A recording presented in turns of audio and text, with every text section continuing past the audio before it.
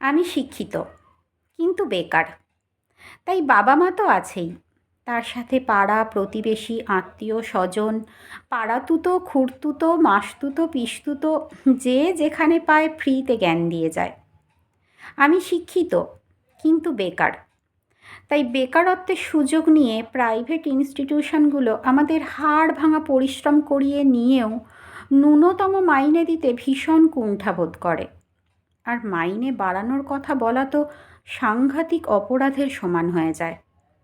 আমি শিক্ষিত, কিন্তু বেকার।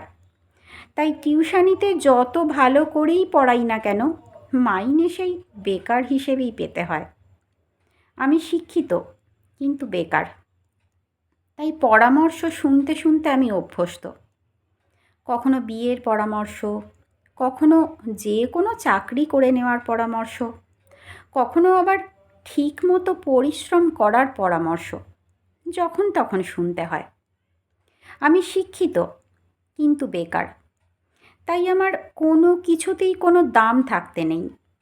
আমার সময়, আমার শিক্ষা, আমার পরিশ্রম, আমার পরামর্শ, আমার আত্মসম্মান সবই আমার মতো মূল্যহীন হয়ে যায়। আমি শিক্ষিত, কিন্তু বেকার। তাই আমায় বাঁচতে হয়, কিন্তু আমার স্বপ্ন থাকতে নেই। আমি বেকার, তা বলে কি আমি মানুষ নই?